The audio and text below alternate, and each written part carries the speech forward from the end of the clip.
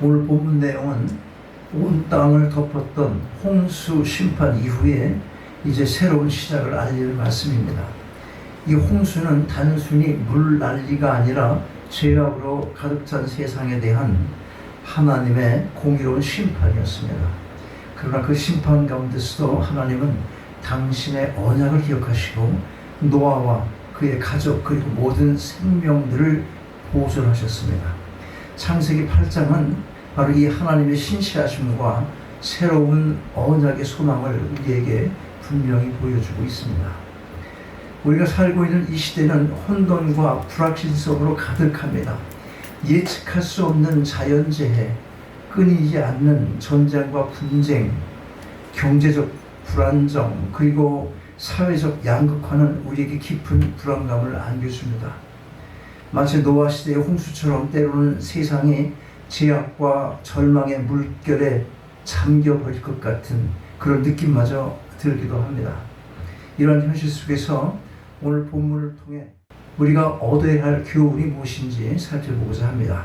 첫째로 하나님의 주권적인 기억과 돌보심의 평안을 얻어야 할 것입니다.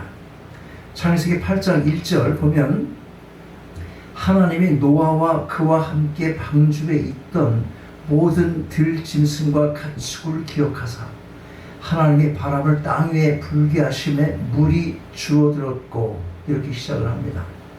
여기서 기억하사라는 표현은 단순한 기억이 아닌 것입니다. 이것은 하나님의 적극적인 행동과 주권적인 의지를 나타내주고 있는 것입니다.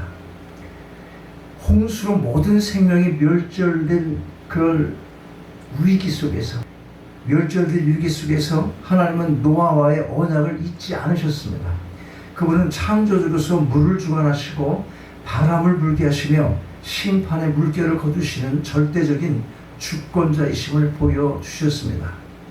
홍수가 줄어드는 과정 역시 우연이 아닙니다. 하나님께서 바람을 불게 하시고 샘의 문과 하늘의 창을 닫으심으로 물이 점진적으로 줄게 하셨습니다. 이것은 하나님의 세밀한 섭리를 보여주고 있습니다. 우연히 홍수가 졌다가 또 우연히 물이 말라서 다시 또 사람들이 살 수 있는 땅으로 변하게 됐다. 그렇게 우연히 있을 수 있는 절대 없다는 거예요. 하나님이 그 하나하나 과정 하나하나를 다 섭리하시고 그렇게 움직였다는 거예요. 하나님께서 역사하셨다. 오늘날 우리는 홍수와 같은 자연재해를 겪기도 하고 전염병의 위협, 경제공황 그리고 사회적 혼란 속에서 살아갑니다. 이 모든 상황 속에서 우리는 인간의 나약함과 통제불능한 현실을 절감하지 않을 수가 없습니다. 얼마나 나약합니까 우리가. 미국에서도 올해만 해도 얼마나 많은 홍수가 지고 산세태가 일어나고 불이 얼마나 나고 산불이. 그런데 우리가 할 수 있는 일이 뭐가 있냐고. 그냥 멍청이 보고 있는 거예요. 아무것도 할 게 없어요. 능력이 없으니까. 정말 인간의 나약함, 정말 통제할 수 없네. 그런 현실을 우리가 절감할 수밖에 없는 것입니다. 이러한 시대를 우리가 살아가면서 미래에 대한 불안감과 절망감이 우리를 짓누를 때 우리는 종종 질문을 하게 됩니다. 하나님은 정말 나를 기억하고 계신가? 이 모든 환란 속에서 하나님은 어디에 계신 거야 도대체? 이런 질문을 하게 되기도 하는 것입니다. 그런 1절 말씀을 분명하게 선언을 해요. 하나님은 그분의 백성을 결코 잊지 않으십니다. 우리가 느끼는 고통과 불안 속에서도 하나님은 여전히 우리를 기억하시고 당신의 뜻대로 이 세상을 주관하고 계신 것입니다. 우리의 지금의 이 상황이 아무리 절망적으로 보일지라도 홍수 심판 가운데서도 노아를 기억하시고 방주를 인도하신 하나님께서 그 방주를 짓고 방주 짓는데 얼마나 걸린 거 아세요? 여러분? 얼마나 걸렸습니까? 100년 이상 걸린 거죠, 방주가. 그 100년 동안 방주를 친 거. 방주가 뭐야, 방주가? 방주라고 그러면 잘 못 알아들을 수 있나? 그냥 배야, 배. 나무로 지은 배. 근데 노아가 방주를 지을 때 사람들이 어떻게 했겠어? 비웃었지. 날이 이렇게 좋은데 무슨 방주를 짓고 그러냐고. 여러분, 지금 때가 이런데 우리가 하나님 다시 이 땅을 다스릴 놀라우신 그런 은혜 가운데, 섭리 가운데 이제 예수께서 다시 오십니다. 그걸 선포하면 믿어 안 믿어? 사람들이 안 믿어요. 지금 그렇게 살기가 어려워도 믿지 않아. 죄지는 일에 바쁘고 자기 성취, 자기 성공, 자기 즐거움 찾아다니는 거거든. 근데 지금 이 상황, 우리의 상황을 지금 얘기하는 거예요. 홍수 심판 가운데서도 노아를 기억하시고 방주를 짓고 또 그 오랜 시간 걸리는 동안에 노아에게 믿음을 주셔서 사람들이 조롱하는 모든 것들을 다 이겨낼 수 있는, 그래서 방주를 100년 동안 그걸 지은 거 아니에요. 그렇게 인도하신 하나님께서는 지금 이 순간에도 우리를 붙들고 계시다는 걸 우리가 기억할 필요가 있다 하시는 거예요. 하나님께서는 지금도 우리를 붙들고 그렇게 섭리하고 인도하신다는 거예요. 이거 믿음으로 붙들어야 되는 것입니다. 그분은 모든 것을 협력하여 선을 이루시는 분이시고 우리의 고난 속에서도 당신의 선하신 계획을 이루어 가시는 것입니다. 우리는 이 사실을 믿음으로 붙잡아야 하는 거예요. 믿음으로. 보이는 것이 아니라 내게 당장 이익이 없는데요. 그런 게 아니라 다 놀아준다는데요. 25만 원씩 한국 놀아준다고 그러잖아. 여기도 뭐 놀아준다는 게 그렇게 좋은 건 아니라는 거예요. 거기에 넘어가면 이게 사탄의 꼬임이라는 거예요. 그러니까 무지한 사람만 사회주의 주장하고 젊은 친구가 뉴욕 시장하는 거 좋겠네 그러는 거예요. 우리는 좋을 리가 없지. 이런 것들을 잘 영적인 걸로 풀어나가면서 우리가 하나님을 믿는 믿음의 삶을 살아가야 하는 것입니다. 모든 것이 하나님이 주권적인 통찰에 있음을 인정하고 그분께 우리의 모든 삶을 의탁할 때 진정한 평안을 얻을 수 있게 되는 것입니다. 이러한 평안이 여러분 모두에게 임하게 되시길 바랍니다. 둘째로, 혼란 속에서 하나님의 때를 분별하는 지혜가 필요합니다. 우리가 읽진 않았지만 본문의 6절부터 14절까지의 내용을 보면 물이 줄어드는 과정 속에서 노아는 까마귀와 비둘기를 내보냅니다. 비둘기는 발붙일 곳을 찾지 못해서 돌아왔습니다. 하지만 일주일 후에 다시 보낸 비둘기는 감남 새 잎사귀를 물고 돌아왔고 또 일주일 후 보낸 비둘기는 아주 돌아오질 않았습니다. 이 비둘기 이야기는 단순한 자연 현상에 대한 관찰이 아니라 하나님의 구원 역사가 분명히 진전되고 있음을 보여주는 상징적인 증거였습니다.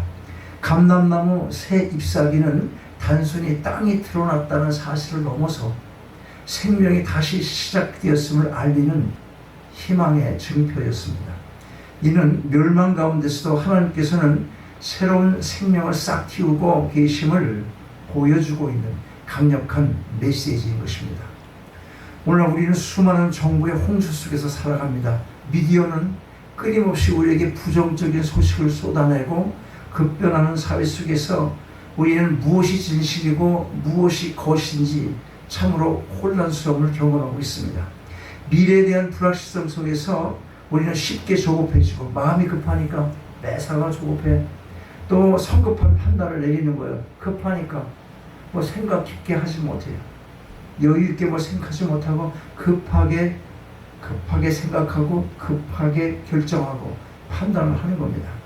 때로는 스스로 상황을 통제하려다가 내가 해봐야지, 내가 스스로 뭘 해봐야지 이러다가 더 큰 어려움을 직면하기도 하는 것입니다. 그런데 보세요. 노아는 이러한 증거들을 통해서 하나님의 구원 계획이 성취되고 있음을 알았음에도 불구하고 하나님의 최종적인 명령을 기다리는 거예요. 노아는 이미 알았어요. 어떻게 하시려고 그러지. 이게 다 뜻이 있는 거야. 하나님의 섭리하심이 있는 거지. 이걸 알았어. 그런데도 불구하고 최종적인 판단 내가 안 했다는 거야. 누가 했어? 하나님의 최종적인 명령을 기다렸다는 것이에요. 여러분, 삶에 여러 가지 상에 찾아온 여러 가지 문제가 있잖아요. 여러 가지 문제가. 죽기밖에 더 하겠어? 이러고 내가 뭘 저지를 것이 아니라 하나님께 구해보라는 거예요. 하나님께. 그러면 거기서 빠져나올 길을 하나님께서 지시하시고 평상시에 생각하지 못했던 그런 지혜 주셔서 그 어두운 터널을 빠져나올 수 있게 해주시는 것입니다. 13절 거기 보면 물이 갇혔음을 알았음에도 불구하고 15절에서 하나님이 노아에게 말씀하여 이르시되 너는 내 아내와 내 아들들과 며느리들과 함께 방주에서 나오라는 명령이 있을 때까지 노아는 그 방주 안에 머물러 있었던 것입니다. 이미 이제 물에 다 빠지고 내가 나가도 되지 그렇게 보이는, 그렇게 판단할 수 있는 그런 환경까지 왔어도 내가 문 열고 나가지 않았다는 거예요. 기다렸어요. 하나님 명령 기다렸어요.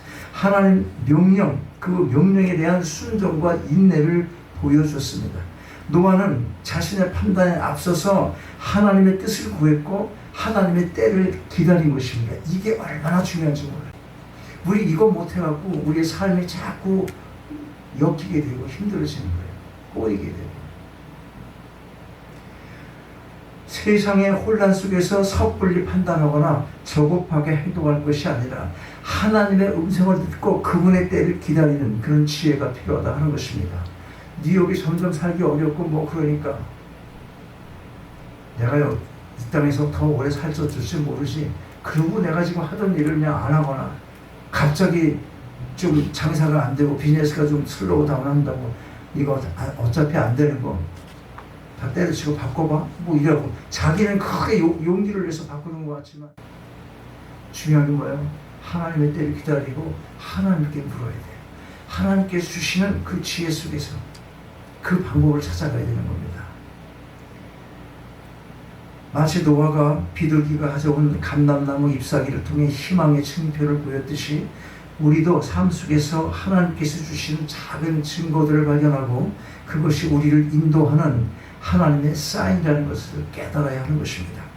동시에 아무리 명확한 증거가 있을지라도 하나님의 최종적인 인도하심과 명령을 기다리는 인내와 순종을 배워야 할 것입니다.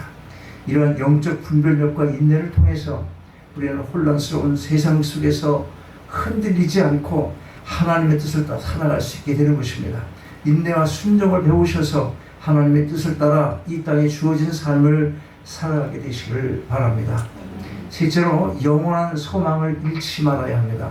15절 이하를 쭉 보면 마침내 노아와 그의 가족은 방주에서 나왔습니다.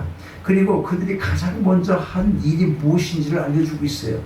20절 보니까 노아가 여호와께 제단을 쌓고 모든 정결한 짐승과 모든 정결한 새 중에서 제물을 취하여 번제로 제단에 드렸더니 이렇게 기록하고 있습니다. 노아는 생존의 기쁨을 누리기 전에 자신이 생존의 기쁨을 누리기 전에 하나님께 감사와 예배를 드렸어요. 이것은 재앙을 겪고 살아남은 자의 당연한 반응이 아니라 하나님의 은혜에 대한 깊은 깨달음과 경배에서 나온 진정한 신앙인의 모습인 것입니다. 그는 생명을 보존해 주신 하나님의 주권적인 은혜에 대한 감사함으로 가장 귀한 것을 하나님께 드렸습니다. 우리가 사는 이 시대는 물질주의와 소비 지상주의가 만연해 있습니다. 우리는 종종 하나님이 주신 은혜들을 당연하게 여기고 생존과 성공만을 쫓으며 진정한 감사를 아주 자주 잊어버리곤 합니다.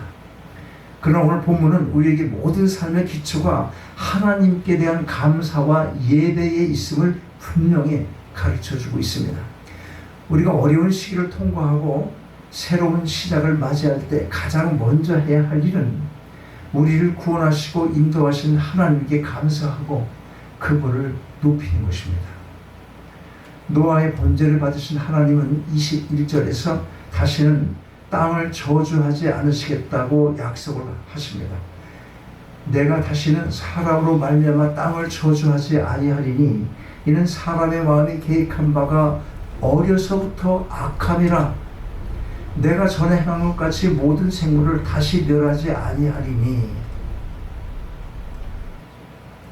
여기서 하나님은 인간의 제약된 본성을 아심에도 불구하고 인류를 멸하지 않으시겠다는 약속을 주신 것입니다. 사람의 마음이 계획하는 바가 어려서부터 악함이라 이렇게 악한데도 다시는 홍수를 멸하지 않으시겠다고 그렇게 언약을 해주셔요. 그리고 22절에 계절의 변화와 농사의 약속을 주십니다. 이것은 바로 새로운 언약의 기초가 되는 거예요. 이 언약은 노아와의 언약을 넘어서 궁극적으로 예수 그리스도를 통한 새로운 구원 언약을 예표하는 것입니다. 그리고 노아의 제사는 장차 오실 예수 그리스도의 희생을 예표하고 있는 것입니다. 우리의 죄악에도 불구하고 하나님께서 은혜로 우리를 구원하시고 영원한 생명을 주시겠다는 복음의 약속이 바로 이 언약 속에 담겨 있는 것입니다. 그러므로 이 시대의 혼란과 절망 속에서 우리가 붙들어야 할 것은 바로 이 새 언약의 소망인 것입니다. 우리는 우리의 의로움 때문에 구원받은 것이 아니라 전적인 하나님의 은혜와 그리스도의 희생으로 말미암아 구원을 받았습니다. 여러분이 진정으로 예수 그리스도를 내 자신의 구원자 되시고 생명의 구주이심을 고백했다면 여러분은 이미 구원을 받으신 것입니다. 이 구원의 은혜는 우리가 어떤 상황에 처하든지 흔들리지 않는 영원한 소망의 근거가 되는 것입니다. 그리스도 안에서 우리가 죄사함 받고 하나님과의 관계가 회복되며 영원한 생명을 얻는 약속을 받은 것입니다. 다시 예수 그리스도 안에서 우리가 죄사함을 받고 하나님과의 관계가 회복되며 영원한 생명을 얻는 약속을 받은 것입니다. 이 약속이 여러분에게 주어진 거예요. 정리합니다. 여러분, 오늘 본문 창세기 8장은 우리에게 하나님의 신실하심과 은혜로운 구원을 분명하게 보여주고 있습니다. 하나님은 당신의 백성을 결코 잊지 않으시고 주권적으로 돌보십니다. 그러므로 우리는 이 혼돈스러운 시대 속에서 하나님의 주권적인 섭리를 신뢰하며 그분의 때를 인내하고 기다리고 그분의 명령에 순종을 해야 할 것입니다. 그리고 무엇보다 구원받은 우리는 마땅히 하나님께 감사와 예배를 드려야 할 것입니다. 노아가 방주에서 나와 가장 먼저 제단을 쌓았듯이 우리도 삶의 모든 영역에서 하나님을 예배하고 그분께 영광을 돌려야 할 것입니다. 오늘날 우리는 죄악으로 가득한 세상 속에서 살아가고 있습니다. 노아의 시대와 같습니다. 하나님의 심판이 있을 것입니다. 그러나 우리는 예수 그리스도를 통한 구원의 약속을 받은 자들입니다. 노아의 방주가 심판 가운데서 구원의 유일한 피난처였듯이 예수 그리스도만이 우리의 유일한 구원의 방주가 되시는 분이십니다. 우리는 그분 안에서 제사함 받고 새로운 생명을 얻으며 영원한 소망을 품게 되는 것입니다. 이 귀한 진리를 붙잡고 여러분 모두의 남은 삶 속에서 하나님의 신실하심을 더욱 의지하며 날마다 감사함으로 하나님을 예배하는 복된 삶을 살아가게 되시기를 주님의 이름으로 축원합니다. 아버지 하나님, 어둡고 혼란한 세상을 살아가며 저희의 삶의 태도가 어떠해야 함을 다시금 깨닫게 하심을 감사드립니다. 힘든 상황 속에서도 조급해하지 않고 하나님께 모든 것을 맡김으로 인하여 진정한 평안을 얻게 하시고 하나님의 지혜와 때를 분별케 하옵소서. 그리하여 하나님의 뜻에 따른 삶을 살아가게 하시고 하늘나라 영원한 소망 중에 하나님께 진정한 감사와 예배를 드리는 복된 삶을 살아가게 하옵소서.